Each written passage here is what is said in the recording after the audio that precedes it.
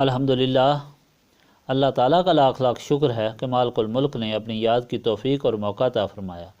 لاکھوں اور کروڑوں درود حضرت محمد مصطفیٰ صلی اللہ علیہ وآلہ وسلم پر، جن کے طفیل مالک الملک نے یہ مہربانی عطا فرمائی۔ سامعین کرام، اللہ تعالیٰ نے قرآن پاک میں ارشاد فرمایا، اعوذ باللہ من الشیطان الرجیم، بسم اللہ الرحمن الرحیم۔ بے شک جن لوگوں نے کفر کیا اور اللہ تعالیٰ کے راستے سے روکا، وہ بہت دور رس گمراہی کے مرتکب ہوئے۔ بے شک جنہوں نے کفر کیا اور ظلم کیا، اللہ تعالیٰ ان کو کبھی معاف نہیں کرے گا اور نہ کبھی انہیں سیدھا راستہ دکھائے گا مگر جہنم کا راستہ، جس میں وہ ہمیشہ ہمیشہ رہیں گے، اور یہ اللہ تعالیٰ کے لیے بہت آسان ہے۔ اے لوگو، بے شک تمہارے پاس اللہ تعالیٰ کے رسول حق کے ساتھ تمہارے رب کی طرف سے آئے ہیں، پس اگر تم ایمان لے آؤ تو تمہارے لیے بہتر ہوگا، اور اگر تم کفر کرو تو بے شک اللہ تعالیٰ کا ہے جو کچھ آسمانوں اور زمین میں ہے، اور اللہ تعالیٰ جاننے والا اور حکمت والا ہے۔ پہلے تفصیل سے بیان ہو چکا ہے کہ کس طرح یہود و نصارہ بغض اور حسد کی بنا پر نبی پاک صلی اللہ علیہ وآلہ وسلم کی رسالت کا انکار کرتے تھے۔ ان کے ہر اعتراض کا جواب اللہ تعالیٰ دیتا رہا، اور انہیں ایسی سرکشی پر عذاب سے ڈرایا گیا ہے اور انہیں گزشتہ تاریخ بھی یاد دلائی گئی ہے، مگر وہ باز نہ آئے اور توبہ نہ کی۔ اب یہ فرمان نازل ہوا جس میں اللہ تعالیٰ نے فرمایا کہ اگر انکار کرتے ہو تو سن لو کہ جو بھی حقیقت کا انکار کرے گا اور جو لوگوں کو بھی حقیقت تسلیم کرنے سے روکے گا، تو ایسا شخص بغاوت اور گمراہی میں اتنا دور نکل گیا کیونکہ اس ظلم اور انکار کی وجہ سے اللہ تعالیٰ کی ناراضگی حد درجہ کی ہو جاتی ہے۔ ایسے لوگوں کو اللہ تعالیٰ معاف نہیں کرتا اور نہ ان کو سیدھا راستہ دکھاتا ہے۔ ایسے آدمی کو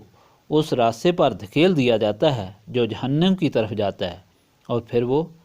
ہمیشہ اس میں رہیں گے۔ اللہ تعالیٰ قادر مطلق ہے، ہر چیز اس کے اختیار میں ہے، یہ بھی اس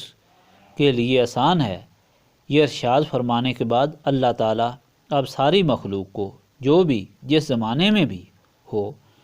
اعلان فرما رہا ہے کہ لوگو ہوشیار ہو جاؤ اور اچھے طریقے سے سمجھ لو کہ تمہارے رب کی طرف سے اللہ تعالیٰ کا رسول حق لے کر تمہاری طرف آیا۔ اگر اس کی اطاعت اختیار کرو گے تو اس میں تمہاری بھلائی ہے، اور اگر انکار کرو گے تو کدھر جاؤ گے؟ یہ زمین بھی اللہ تعالیٰ کی ہے، آسمان بھی اللہ تعالیٰ کے ہیں، اور جو کچھ ان میں ہے سب اللہ تعالیٰ کا ہے، اور وہ غالب حکمت والا ہے، اس کا کوئی مقابلہ نہیں کر سکتا۔ یہ فرمان سنا کر اللہ تعالیٰ نے واضح فرمایا دیا ہے، ہر انسان کی بھلائی دنیا اور آخرت کی صرف اور صرف اللہ تعالیٰ کے رسول صلی اللہ علیہ وآلہ وسلم پر ایمان لانے میں ہے، اور جو انکار کرے گا وہ دونوں جہانوں میں رسوا اور ذلیل ہوگا۔ یہ حقیقت ہے جو اللہ تعالیٰ نے گزشتہ فرمان میں فرما دی کہ اللہ تعالیٰ کے رسول آتے رہے، ہدایت لاتے رہے، اور جنہوں نے انکار کیا قوموں کی قومیں تہس نہس ہو گئیں، بندر اور خنزیر بن گئے، زمین سے بستیاں اٹھا کر ان کے اوپر الٹی پھینکی گئیں، آسمان سے پتھر اور آگ برسائی گئی، دریاؤں اور سمندروں میں غرق ہوئے، سیلاب نے ان کو نگل لیا۔ الغرض اللہ تعالیٰ کے عذاب دنیا کو دیکھ اور سن کر رونگٹے کھڑے ہو جاتے ہیں۔ جو آخرت کے عذاب کے متعلق اللہ تعالیٰ نے فرمایا کہ اس کا ایندھن پتھر اور انسان ہوں گے، یہ ایسے ہی منکروں کے لیے تیار کی گئی ہے۔ اس لیے اس زندگی کو غنیمت جان کر فوراً توبہ کرنی چاہیے، توبہ کے ساتھ وسیلہ پکڑنا چاہیے۔ وسیلہ اللہ تعالیٰ کا محبوب صلی اللہ علیہ وآلہ وسلم ہے، جس کی وجہ سے مشرکین مکہ پر عذاب نہ آیا، اس لیے کہ آپ صلی اللہ علیہ وآلہ وسلم ان کے اندر موجود تھے۔ تو حضور پاک صلی اللہ علیہ وآلہ وسلم کا وسیلہ اس طرح پکڑا جاتا ہے کہ حضور صلی اللہ علیہ وآلہ وسلم سے نسبت قائم کی جاتی ہے۔ حضور پاک صلی اللہ علیہ وآلہ وسلم کے سینہ پاک میں جو انوار و تجلیات ہیں ان سے دل و دماغ روشن ہو جاتے ہیں۔ انسان کو معلوم ہو جاتا ہے کہ کون سی چیز اللہ تعالیٰ اور اس کے رسول صلی اللہ علیہ وآلہ وسلم کو پسند ہے اور کون سی چیز اللہ تعالیٰ اور اس کے رسول صلی اللہ علیہ وآلہ وسلم کو ناپسند ہے۔ پھر یہ طاقت حاصل ہو جاتی ہے کہ انسان اس راہ پر چلے جو اللہ تعالیٰ اور رسول صلی اللہ علیہ وآلہ وسلم کو پسند ہے۔ یہ وہ نسبت ہے جس کی بدولت گناہ معاف تو کیا بالکل نیکی میں بدل جاتے ہیں۔ اس لیے یہ تعلیم بار بار دی جاتی ہے کہ زندگی کو غنیمت سمجھو اور اس قیمتی دولت کو حاصل کرو اور دونوں جہاں سنوار لو۔